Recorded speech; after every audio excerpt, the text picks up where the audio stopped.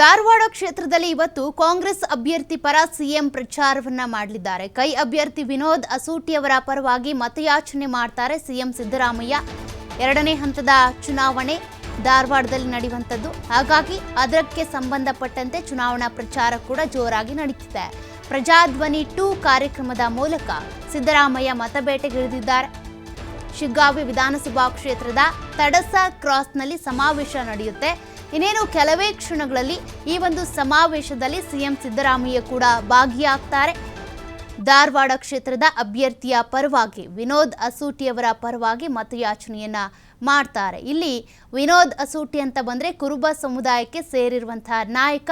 ಅವರನ್ನ ಕಾಂಗ್ರೆಸ್ ಈ ಬಾರಿ ಅಖಾಡಕ್ಕೆ ಇಳಿಸಿದೆ. ಬಿಜೆಪಿಯ ಪ್ರಹ್ಲಾದ್ ಜೋಶಿ ಅವರ ವಿರುದ್ಧ ಇಳಿಸಿದೆ. ಹಾಗಾಗಿ ಈಗ ವಿನೋದ್ ಅಸೂಟಿ ಅವರ ಪರವಾಗಿ ಅಹಿಂದ ನಾಯಕ ಸಿಎಂ ಸಿದ್ದರಾಮಯ್ಯನವರು ಪ್ರಚಾರಕ್ಕೆ ಇಳಿತಿದ್ದಾರೆ.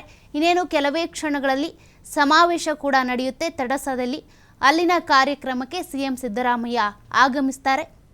ಈ ಮೂಲಕ ತಮ್ಮ ಅಭ್ಯರ್ಥಿಯ ಪರವಾಗಿ ಮತಯಾಚನೆ ಮಾಡ್ತಾರೆ ಸಿದ್ದರಾಮಯ್ಯ. ಈಗಾಗಲೇ ವಿನೋದ್ ಅಸೂಟಿ ವರ್ಸಸ್ ಪ್ರಹ್ಲಾದ್ ಜೋಶಿ ಒಂದು ರೀತಿಯಾಗಿ ಸ್ಪರ್ಧೆ ಜೋರಾಗಿನೇ ಶುರುವಾಗಿದೆ. ಹೀಗಾಗಿ ಅದೇ ರೀತಿಯಾಗಿ ಇಲ್ಲಿ ತ್ರಿಕೋನ ಸ್ಪರ್ಧೆ ಕೂಡ ಇದೆ. ದಿಂಗಾಲೇಶ್ವರ ಶ್ರೀಗಳು ಕೂಡ ಬಂಡಾಯ ಎದ್ದಿದ್ದಾರೆ. ಹಾಗಾಗಿ ಈ ತ್ರಿಕೋನ ಸ್ಪರ್ಧೆಯಲ್ಲಿ ಯಾರು ಗೆಲ್ತಾರೆ ಅನ್ನೋದು ಒಂದು ರೀತಿಯಾಗಿ ಪ್ರಶ್ನೆ. ವಿನೋದ್ ಅಸೂಟಿಯವರ ಪರವಾಗಿ ಈಗಾಗಲೇ ಅನೇಕ ನಾಯಕರು ಪ್ರಚಾರ ಮಾಡಿದ್ದಾರೆ, ರ್ಯಾಲಿ ಮಾಡಿದ್ದಾರೆ. ಈಗ ಸಿಎಂ ಸಿದ್ದರಾಮಯ್ಯನವರು ಕೂಡ ಈ ಒಂದು ಬೃಹತ್ ಸಮಾವೇಶದ ಮೂಲಕ ಮತಯಾಚನೆಯನ್ನ ಮಾಡ್ತಾರೆ. ಕುರುಬ ಸಮುದಾಯಕ್ಕೆ ಸೇರಿರುವಂಥ ವಿನೋದ್ ಅಸೂಟಿಯವರು ಈಗ ಬ್ರಾಹ್ಮಣ ಸಮುದಾಯದ ನಾಯಕನ, ಅದರಲ್ಲೂ ಕೂಡ ಸಂಸದನ ವಿರುದ್ಧ ತೊಡೆತಟ್ಟು ನಿಂತಿದ್ದಾರೆ.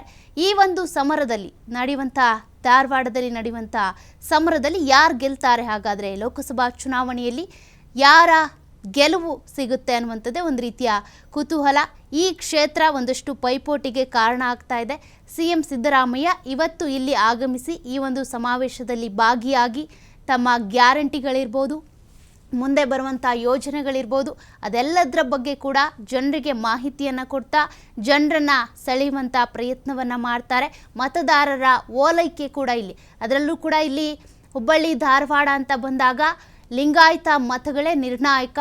6.5 ರಿಂದ 7 ಲಕ್ಷ ಲಿಂಗಾಯತ ಮತಗಳಿದ್ದಾವೆ. ಹಾಗಾಗಿ ಆ ಮತ ಬ್ಯಾಂಕನ್ನು ಕೂಡ ಕ್ರೋಢೀಕರಣ ಮಾಡಬೇಕಾಗುತ್ತೆ.